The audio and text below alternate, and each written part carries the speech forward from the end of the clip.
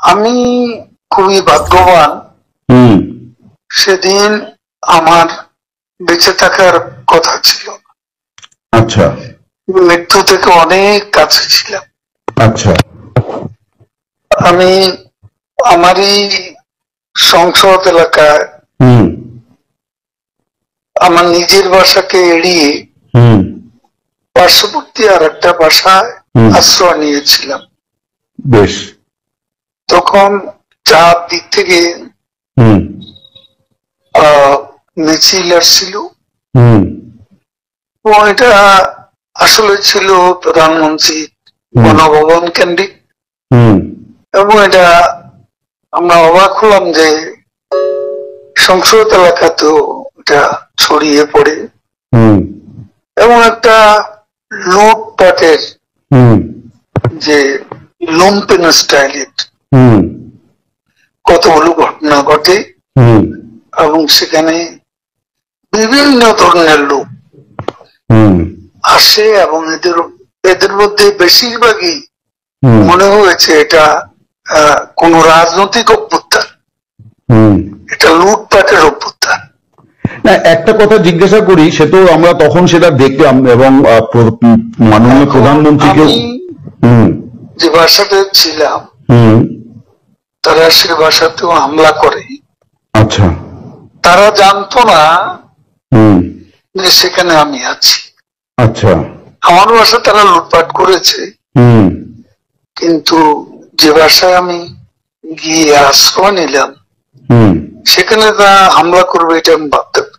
কিন্তু সেখানেও দেখলাম যে অনেক লোকজন ঢুকে পড়ে এবং তারা ভাঙচুর লুটপাট করতে থাকে। আমি আমার স্ত্রী সহ আমরা বাথরুমে ঢুকিয়ে যাই, অনেকক্ষণ ছিলাম, প্রায় 5 ঘন্টা। তারপর একটা পর্যায়ে এরা তো ওই বাথরুমের ভিতর সেখানেও কমোড বেসিন এগুলো তো লুটপাট করেছে সব জায়গায়। সেগুলো লোভে প্রথমত তাদেরকে আমার ওয়াইফ সেই বাথরুমের মুখে দাঁড়িয়ে বারবার বলছিল যে আমি অসুস্থ,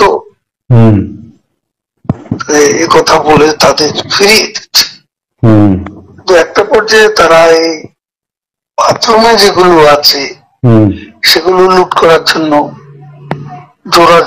জোরপূর্বক প্রবাসের হুমকি দেয়। তো সে সময় আমার ওয়াইফ জিজ্ঞেস করে যে কি করবো, খুলে দাও যা হবে। তারপরে 7-8 জন ছেলে ঢুকলো, তার খুবই আক্রমণাত্মক দৃষ্টিভঙ্গি মনোভঙ্গি নিয়ে। তখন হঠাৎ তারা আমার দিকে তাকায়, আমার দিকে তাকিয়ে আপনি নেত্রী চলে গেল, আপনি জাননি কেন? আমি কিছু বলছিলাম। তারপরে ছেলেদের মধ্যে কি ভাবের উদয় হয়েছে জানি না, তারা আমাকে বলে আমরা ছবি তুলবো। তারপর আমার ছবি তুলতে শুরু করলো, সেলফি নিচ্ছিল, ছবি তুলছিল। এরা ছাত্ররা অনেকে আমাকে চেনত।